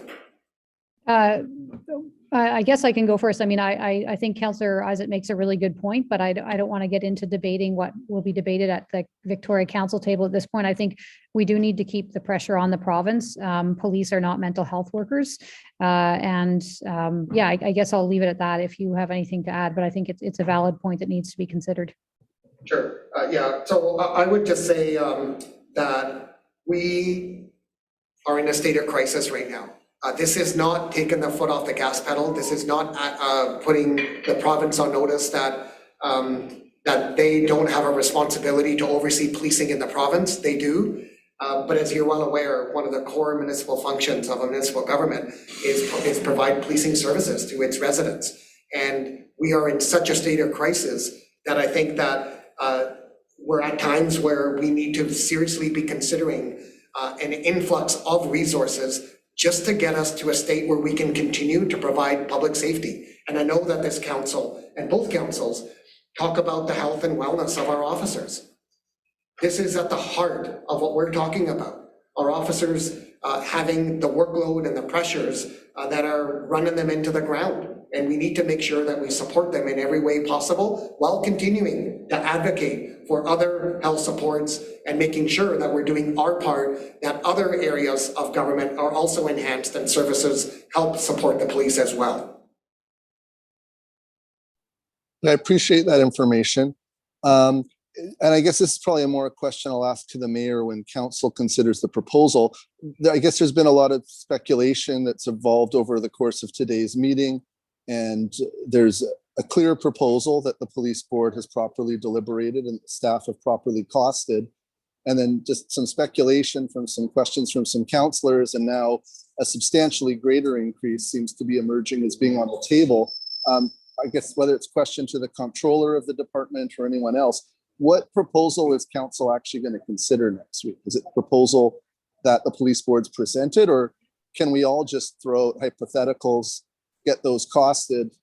It's going to be challenging for both councils and the public to have a proper consideration of the budget if there's one official budget and all these hypotheticals in front of us. So I guess, yeah, what proposal are we considering? Yeah, I will answer that question as the chair of the police board. Both councils will be considering this budget that's been presented by the board, and how I would suggest any supplementary requests that come up is the same way that we treat them at council. So we go through the budget process, and we may ask staff to report back on the financial implications of adding another community planner or social planner. And then in December, staff report back with that information. And I think we should treat any additional police requests in the same way. A motion can be made at our table when the police come and to ask police department to report back on the addition of however many resources might be needed, and then council can deliberate on that. But I think this is the board's budget, and any additional requests should be treated as supplementary if they come from Victoria Council or Esquimalt Council, and should be treated in that way. That's how I would propose to proceed, just as we do with every other department. Thank you. And one last question, I think to the chief. The fiscal restraints are the reality of any organization, public sector or private sector. All of our non-policing departments have to make choices in terms of what are the priorities for action. And they are life and health and safety issues. Things like whether clean water comes out of the taps or not, or whether someone dies of a gastrointestinal illness because of inadequate infrastructure, whether people die in a fire, or whether it's adequately suppressed. And in an ideal world, we wouldn't have those constraints, but I think that's the reality of any human organization. So is it possible when you do present to our council and to Esquimalt's that we could get a sense of a triage if the most urgent issue is the well-being of officers on the front lines and the strains they're experiencing because of gaps in the provincial mental health and criminal justice systems, it would, I guess my question is, can we get information on what, if there was finite resources, which I think is the reality, even if there is going to be some increase this year, what would be deprioritized? Because I think those choices are just a part of governing and a part of managing. And it's not always about increasing the size of the pie. It's making hard choices as a manager about ensuring that the top priorities have sufficient resources. So is it possible to get that information when you present to Victoria and Esquimalt? Chief? Sure. Well, I'll ask our finance chair if he wants to comment any further on this, but we've gone through that exercise. There's been a number of cuts that were made. The finance chair and our police board have come up with a budget that is a bare bones budget that is to provide adequate policing. But as the finance chair said, there are significant limitations to this budget. And this budget was prepared, not necessarily to my personal liking, but it meets some of those fiscal challenges and the restraints that you talk about. Does it meet every need? And am I able to do everything that I would like to do to meet the demand for service? No. And that's a discussion I'm able to have with each council as we come. So I don't know, Chair, if you want to just briefly, Councilor, I certainly understand your question. I come from I'm retired now, I'm 40-odd years of being a finance person in the private sector. And you're absolutely right. There was a time many years ago when you'd present a budget to the shareholders or the board or whatever, and you would leave a bit of slop in there that you knew that they wanted to see something else so they could take it out. But I'm going to tell you right here, there is no fact in this budget whatsoever. Zero. Now, that doesn't mean, and I'm going to speak hypothetically, if one or the other councils doesn't approve the budget at the level that we're requesting, and we don't have the resources, will there be hard choices to make? Absolutely be hard choices to make. And we won't like what we see. And to me, it's that simple. We won't like it, and you won't like it. Nobody will like what we see. It's like I said, it's putting your finger in the dike to plug the hole, and the flood will start. It's already starting. So that's why I keep going back to this notion of bear with us, give us this, approve this budget increase, and let us get on with looking out 5 years and say, well, what are we looking at? To me, that's the responsible way of looking at it. Maybe we were short-sighted in the previous few years. We didn't do that. Okay? And the cupboard became bare because we didn't ask for or obtain sufficient resources in the previous years. So there's a catch-up in here as well. So bad answer to a really good question, but it's the only answer I've got. Thank you. Sure. No, thank you for that information. I appreciate the efforts of both the officers and the board members. We're dealing, I think, in suboptimal times, and I think we just have to muddle through as best we can and provide a level of safety that's adequate while still respecting the ability of the taxpayers to pay. So thanks for your efforts, and I look forward to the presentation at Victoria Council. Thanks, Councillor Isaac. Councillor Brame, go ahead. Thank you, and thank you for the presentation. I'll start off by saying that the police budget is one of the hardest that we go through. I know I speak for myself on my council, but I know it's a hard one for us to go through because we support our police officers 110%. We honestly do. It's where do we find the money to support them adequately? This budget asks for more officers, and I know, speaking from personal experience, but it is hard to get officers in many other communities within BC. You want these officers. What is the climate like, do you think, for your hiring? Do you think you'll even be able to get the staff that you're looking for in a timely manner? And if you say this budget is passed as it is, how long will it take to get those boots on the ground? Chief, go ahead. Sure, thank you. Councillor Brame, that's a really good question because, what you ask for and what the reality is can sometimes be a little bit different. And, our Human Resources Division has been tasked with that. And this is something that the police board has regularly asked about, when we're proceeding with the requests to replace staffing and to hire those that have retired from the organization, how quickly can we do that? So there are some challenges. We feel that this is doable. Our request going forward, as you've seen, is for 6 officers and 4 civilian positions, a total of 10 staff. This is doable to hire. Will they all be hired as soon as your budgets are passed? No, they won't. But I think that we are willing to take some aggressive steps to try to have some incentives in place where we want to be able to hire staff quicker and sooner rather than later, given the urgency that we have to get our officers trained and deployed. Okay, thank you. That is actually all my questions that I had. Best of luck. Thanks. Thank you very much. Councillor Loveday.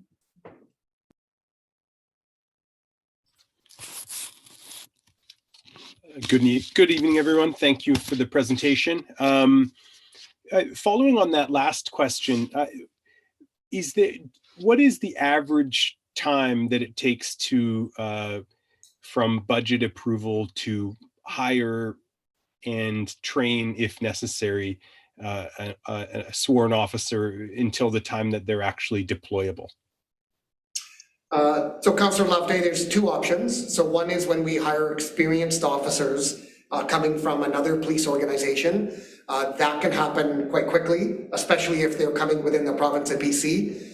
The process is streamlined, and it's just a matter of getting them through, which literally can be a number of interviews and a couple of selection criteria that they have to meet. So it can be done in a matter of months.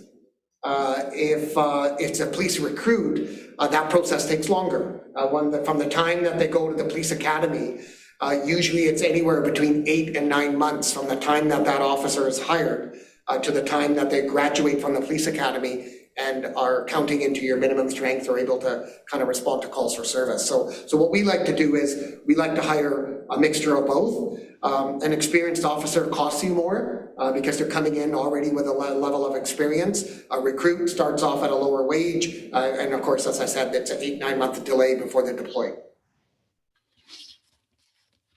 So what is the current recruitment strategy? Is there a mix that you're looking for of experienced and new officers? We do, but it's something that our Human Resources Division looks at. You always do an environmental scan of where your needs are, where the gaps are.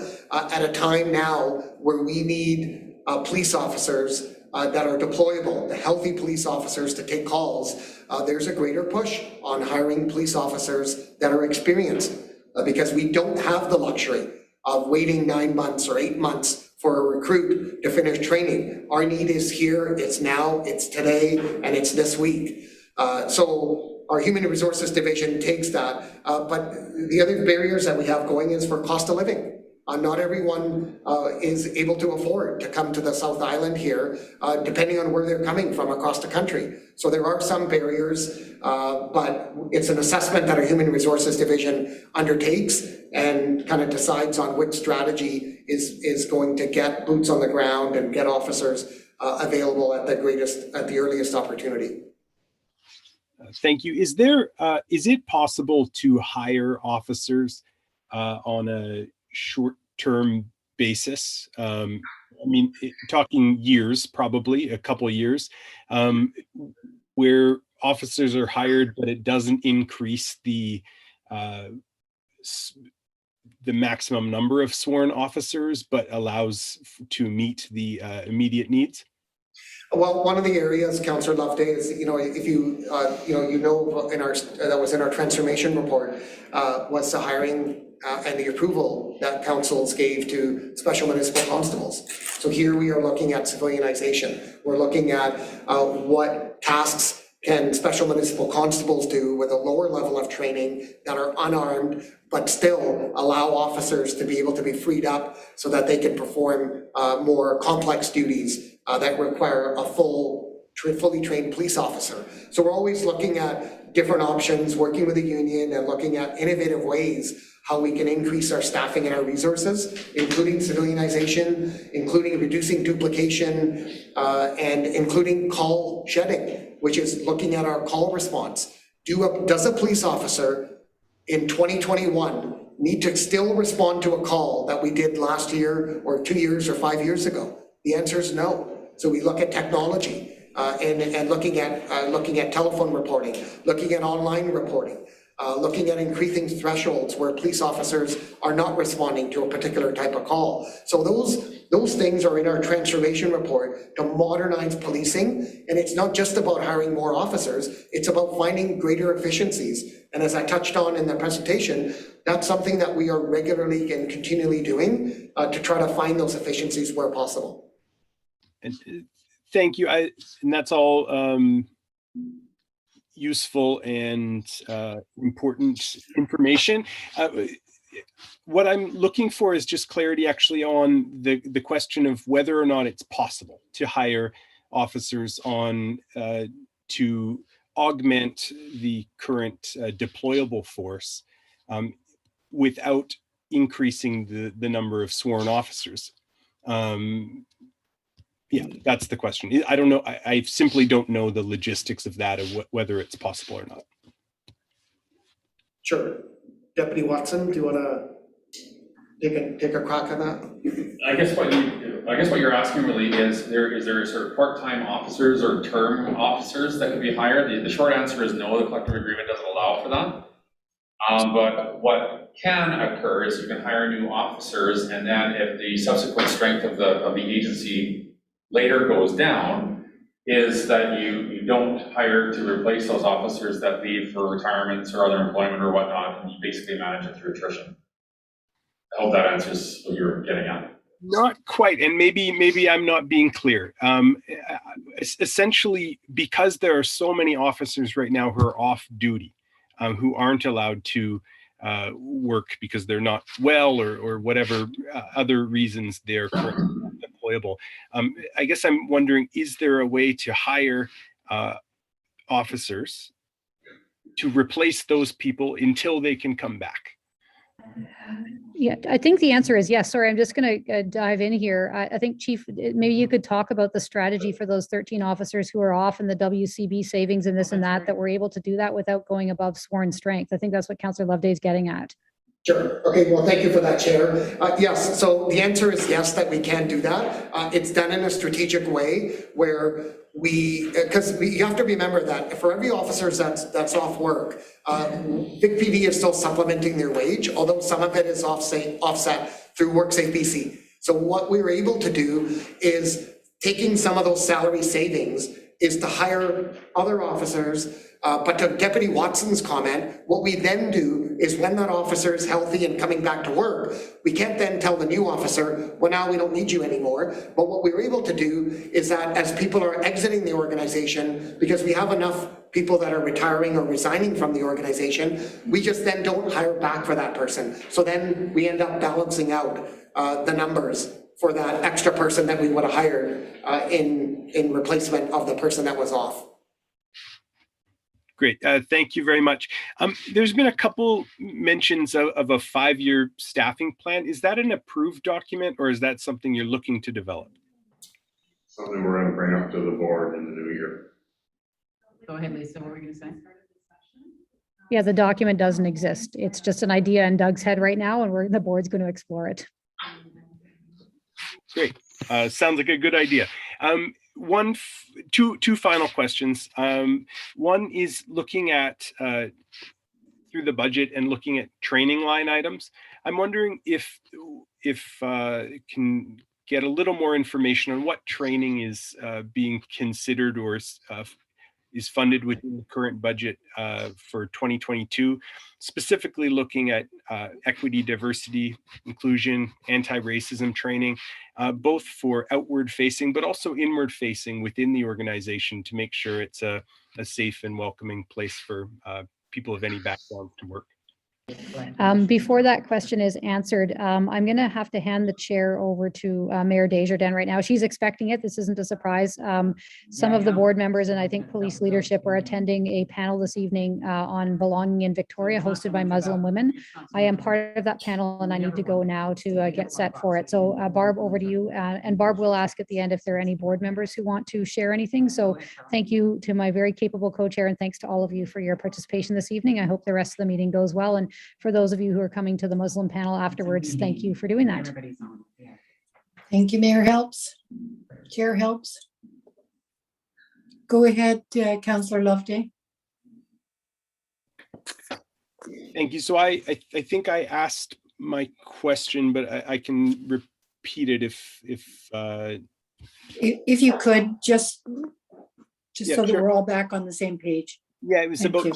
it was about training and specifically equity, diversity, and anti-racism training, both inward and outward facing for the organization. Right. Who will answer this? I'll start, Chair, and then I'll just turn it over as for the line item in the budget, if Mr. Hercombe can talk about that. So this is an area that's a priority for the Vic PD, but there are many areas that's a priority. Our officers are constantly updating their training, making sure that they are meeting, there's many provincial standards where there's mandatory training, whether it's around domestic violence investigations, whether it's around de-escalation skills. The particular training you were referring to, our police officers had, it was mandatory training, and it was fair and impartial policing, commonly known as bias-free policing, and just understanding your implicit and explicit biases and how that impacts our policing duties and our engagement with our communities and our diverse communities. In addition to that, we made it mandatory this past year for every police officer in the Victoria Police Department, right from the chief on down to the most junior officer, to look at trauma-informed practices and how we can engage, knowing the trauma that just having police ask people questions as we investigate crimes and are engaging with citizens of what the impact that can be and how do we offset that, about knowing what trauma is. As for the actual budget for 2022 and the numbers and the increase and what that's dedicated to, I will turn it over to Mr. Hercombe. Yeah, I don't know if you were asking what the numbers were, but the actual staff training budget is decreasing in 2022. I can probably talk a little bit about how the HR manages the central budget. And part of that budget is for departmental-wide initiative, like some of the ones that the chief was talking about. And then others are more specific to each section and their specialization and their training that they have to do in order to maintain their certifications and everything. So, I'm not sure if I don't think you were asking how much the amount falls away. You were asking how much, if we had a budget set aside for diversity and inclusion. Councillor Loveday, have you received your answer? Happy to follow up offline. Essentially, this was listed as a priority by a council, so I saw it in the presentation. I wanted to see how that was reflected in the budget, essentially is the question. But I'll leave it at that and turn over the floor. Thank you. And this is also a priority for the police board as well. Councillor DeBow, I don't see anyone from Esquimalt with their hand up. So I'll go to Councillor DeBow. Thank you. Through the co-chair, and following up the question of equity and diversity and inclusion, I'm curious if there is an explicit strategy in particularly recruitment strategy, and do you have that strategy to reach a large net of potential recruits from diverse background? And if that is the case, are you able to share or shed more light what are the process of recruitment? And if you don't have a strategy recruitment, is it underway or is that something that you're really looking into in terms of reaching a large net of potential recruits? And my second question, maybe let me hear this answer, then I will follow up with another question. Sure. Okay. Well, thank you. This is something that is very important to the Victoria Police Department. And I'm going to turn it over to Deputy Watson, and just so we can share with you a couple of initiatives, including the Master Student Program work that we're doing. Yeah, thanks, Chief. Yeah, so this is a topic very much on our minds, and unfortunately, some progress in this has been hampered, as has been for many things, to the effects of COVID in the last couple of years. But our Human Resources Division is doing a number of things, including working with a marketing company about how best to reach out to a variety of different groups in the community, hoping to generate interest in at least looking into or potentially future pursuit of a career in policing. And we continue to look at sort of creative ways to reach out in the community. You know, different approaches in the past have certainly been seen sort of mixed results. But probably the thing that we're hoping is going to have the most positive effect is that we are working with a master's student who has taken on the challenge of looking at this very topic about how best to, or the sort of practical things that we specifically at Vic PD and in this community can do to reach out to hopefully generate interest in careers in policing and increase our overall diversity within the police department. So what we're excited about with this is that it looks specifically at us, our community, our experiences, but we're in the early stages of that project, and it'll continue on the coming weeks.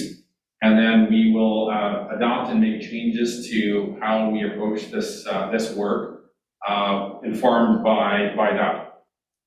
Yeah, and Councillor DeBoe, you're well aware, you know, because I see you at the Masjid Al Iman on a number of occasions when we have our community safety talks and whatnot.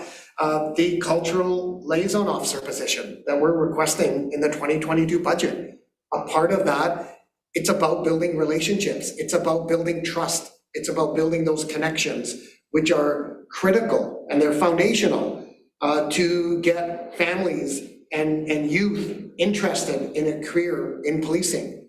And so I think that we've got a number of strategies that we're looking at, but it's something that is not going to happen overnight. But we've got to build that trust and that communication and really, really invest in youth. So some of those results may not be seen this year or next year, but we know that we're well served in the years to come down the road.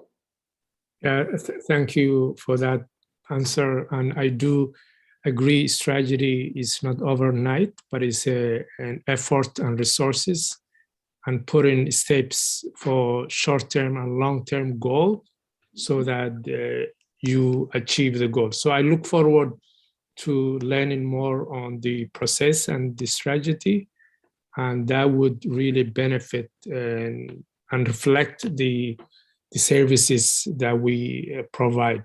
My second language is, you know, that the fabric of our community is changing very fast and it's becoming more diverse.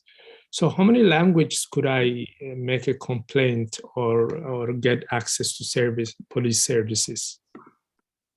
Well, I mean, we literally just did an internal survey, just getting to know who our officers and staff were, their backgrounds, and what languages they speak.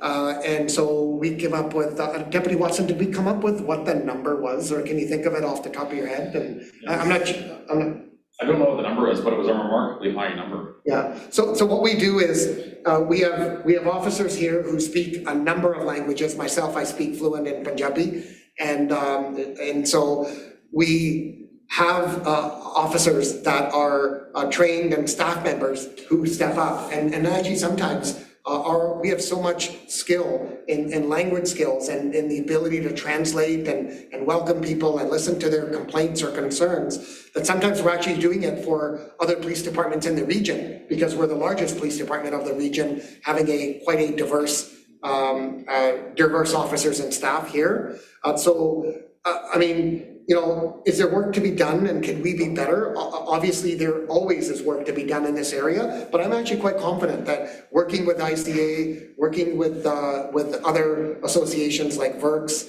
and doing what we can to engage and welcoming new Canadians, we're well set in making sure that we are approachable and we can speak the language of many of our immigrant communities to make sure that we facilitate safety and are able to address what their needs are.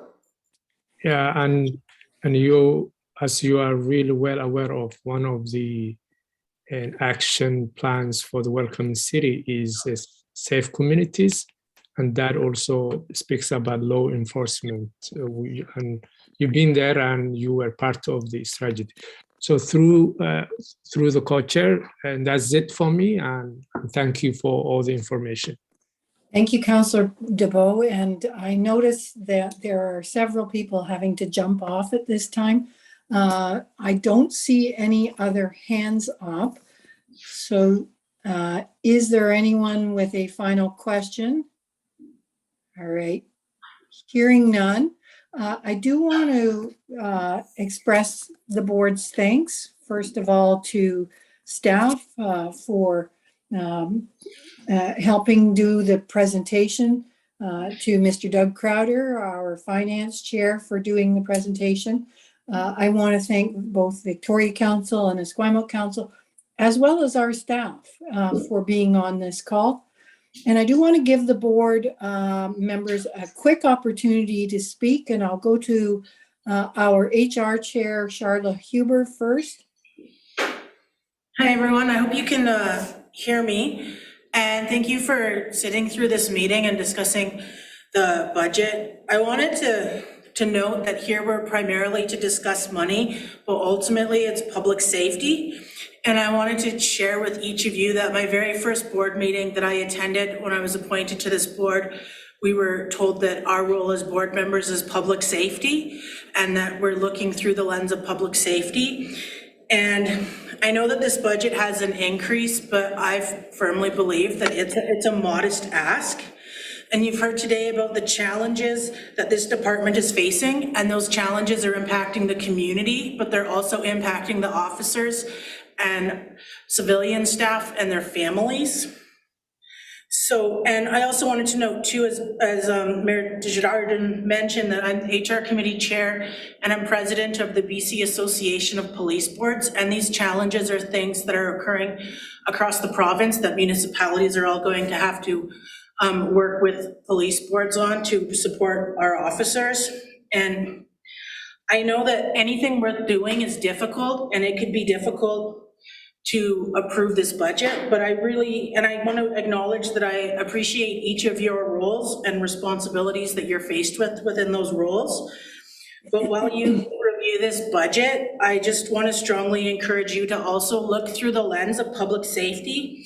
And it can be hard to approve a budget, but I honestly think that it's harder to put a price on the safety of your friends and family and community members. Thank you. Thank you, Charla. Sean Dillon, would you like to add anything? You are this is the chair of our governance committee. Thank you, Chair. Thank you, everyone. I just want to quickly say that I appreciate everybody's time, and thank you for all the good questions you brought forward tonight. As Chair of Governance, a lot of these questions fall into our side of the equation, and some of you have already heard from me as well, saying that we will get some information for you. Our team here tonight is wanting this feedback, and we appreciate all the questions you've asked, and we understand the complexities of having two communities. I'll use a famous book or short story, The Tale of Two Cities, is something that I often refer to as what we are. But we as a board and the department are working really hard to find a right balance and the right tone that complements both communities. At the same time, recognizing we want to make sure that people feel that they have both a fair and equitable stake in the community where it comes to finances. So I just want to say thank you very much for being here tonight. Thank you, Mayor Barb Desjardins, and of course Mayor Helps for chairing. And we do appreciate and we look forward to more questions from you as we reach out to you individually to individual council meetings, and of course more feedback because this is good information for us, and I think together, a team, we can come up with a very good budget and a very good plan for our communities to enhance and protect public safety. So thank you, Mayor. Thank you. I also want to acknowledge Patty Stockton, who is the Victoria City rep. I don't see Patty still on the line. If you're there, Patty, and you want to speak. And I also want to acknowledge Mr. Paul Schachtner, who is a newer member to our board as well. Paul, do you wish to say any words? Okay, I don't hear anything. Again, I want to thank you all for participating. Great questions. Is Michaela there as well? I didn't see her. Michaela, do you wish to speak? No, just appreciating everybody's time and thoughtful approach to working out this budget and bringing it up for discussion. So thank you for having me. Great, thanks. I can't see you in the distance of the boardroom picture, and I apologize. Again, just to wrap it up quickly, thanks everyone. We now will go and we'll come, the police board will come. I want to thank Doug Crowder again for your presentation. Next stop, council meeting.